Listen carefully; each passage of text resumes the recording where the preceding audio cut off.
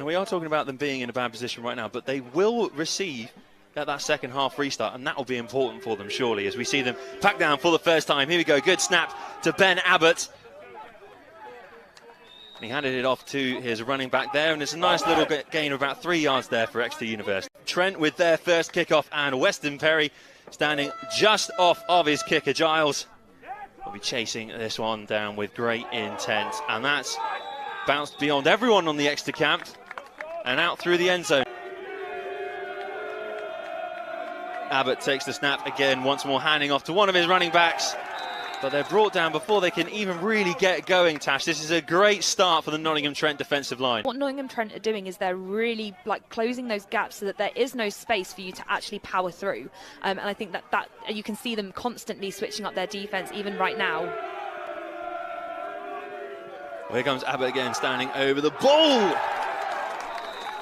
And once again, before the running back can even get going, he's brought down, and Carl West doesn't know what's really hit him because Nottingham Trent came flying through at the line there. For now, the ball is still with Exeter University as they punt this one away, and it'll be Nottingham's turn to run it back. Trent's turn, I should say, otherwise people from that university will get a bit cross with me, Tash.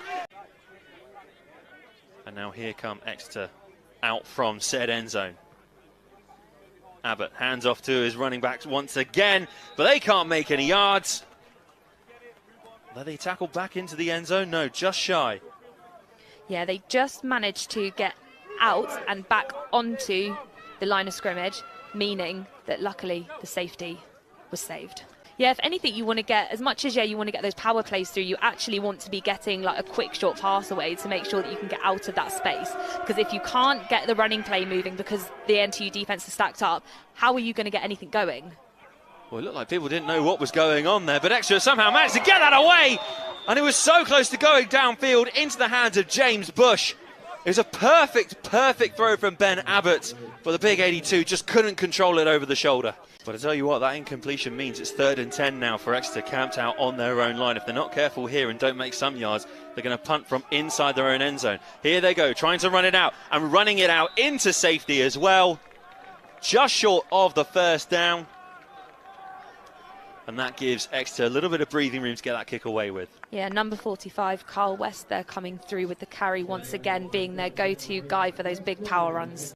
Let's see what happens here. Abbott standing in, ready to take the ball from his line. Snap to Abbott, hands it off straight away to the big number 45, making it all the way through for another first down is the wonderful Carl West, and the demon is alive, Tash. 1st and 10 again for the University of Exeter. Let's see if they choose to run the play again. Abbott hands it off to another one of his running backs, but they're going to go around the outside and almost pirouetting out the tackle as well. And pirouetting out around the far side and finally thrown out from the sideline. That was a great play from Olawase Paul.